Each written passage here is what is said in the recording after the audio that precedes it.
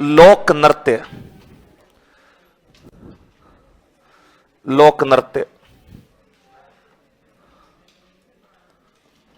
लोक संगीत के बाद लोक नृत्य। शास्त्रीय नृत्य अपने नहीं है, सही में लोक नृत्य के बारे में बात करें। शास्त्रीय नृत्य वैसे भी एक ही होता है, कथक, और तो कोई है ही नहीं, तो वो भी कहीं बता देंगे। लेकिन जो मेनली अपने सिलेबस में लोक नृत्य को हमें पढ़ना है। लोक नृत्य का प्रश्न पिछली बार भी आया था, बिना वाद्य यंत्र होने वाला नृत्य कौन सा है, वालर। तो उस टाइप का कोई एक आधा प्रश्न इस बार भी आ जाएगा। लोक नृत्य कहते किसको, नाम से ही पता है, डांस। डांस का मतलब नाचना, नाचने की कला को हम लोक नृत्य कहते हैं। लेकिन इसमें 2-3 पॉइंट याद रखने।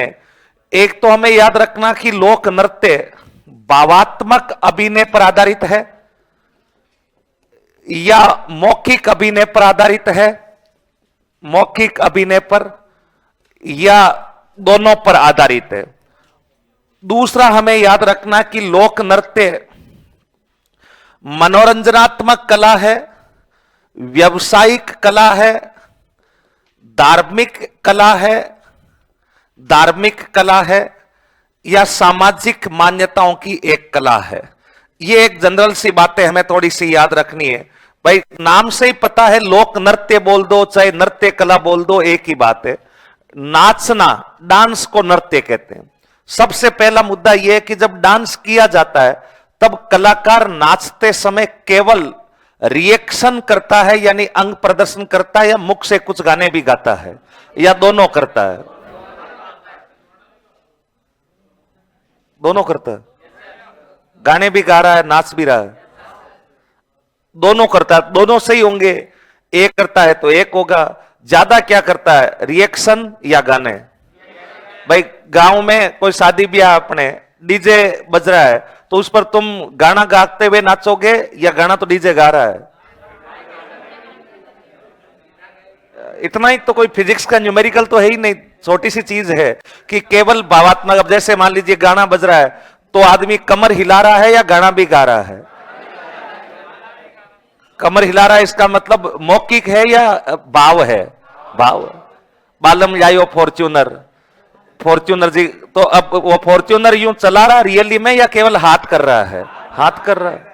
इसका मतलब अभिनय भावात्मक और मौखिक दोनों हो सकते हैं। कभी कभी अपन ज्यादा जब जोश में होते हैं नाचते समय तो गाने भी गाते रहते हैं, नाचते भी रहते हैं, लेकिन जो प्रधानता जिस अभिनय की होती है वो कौन सा होता है? भावात्मक। वैसे लिखने में तो हम ये लिखेंगे कि भावात्मक व मौखिक दोनों अभिनय होते हैं, लेकिन प्रधानता रहती है भावात्मक अभिनय की।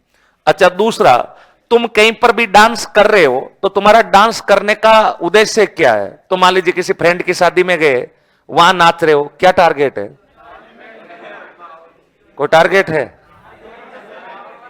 क्या? मनोरंजन के लिए? मनोरंजन के अलावा कोई टारगेट नहीं है? मेरे को तो क्या पता।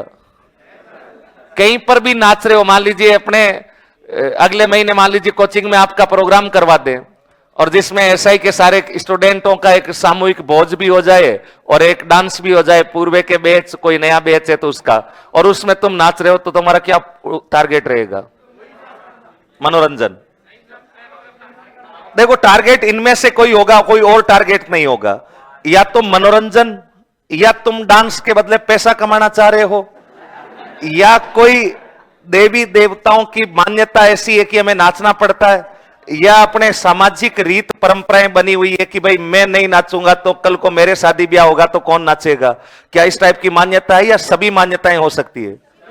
ये सभी मान्यताएं नृत्यों के लिए हो सकती है। कोई देवी देवता की कोई ऐसी कामनाएं होती है, मंदिरों की परंपराएं होती है जहां हम नाचते हैं, तो धार्मिक मान्यता के नृत्य हो सकते हैं।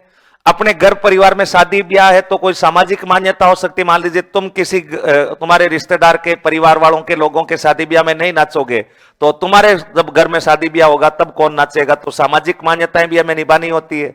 हमें मनोरंजन भी करना होता है, रील्स वगैरह बन जाए। और जो सबसे बड़ा वर्तमान समय का कार्य है वो बताओ क्या है? व्यवसाय। कुछ डांसर ने डांस को अपना प्रोफेशन बना लिया। क्या पैसे कमाने के उद्देश्य से भी नृत्य हो सकता है? सपना चौधरी नाचेगी मनोरंजन के लिए या प्रोफेशनल डांसर है? या मनोरंजन हो रहा है? सपना क्यों, अपने राजस्थान में कई सपना हो गए। तो फिर अगर कोई पैसों के एवज में डांस कर रहा है तो वो डांस बताओ कैसा है, व्यवसायिक है। तो सभी मान्यताएं हो सकती है। तो हमें पहली बात तो परिभाषा याद रखना कि नृत्य कला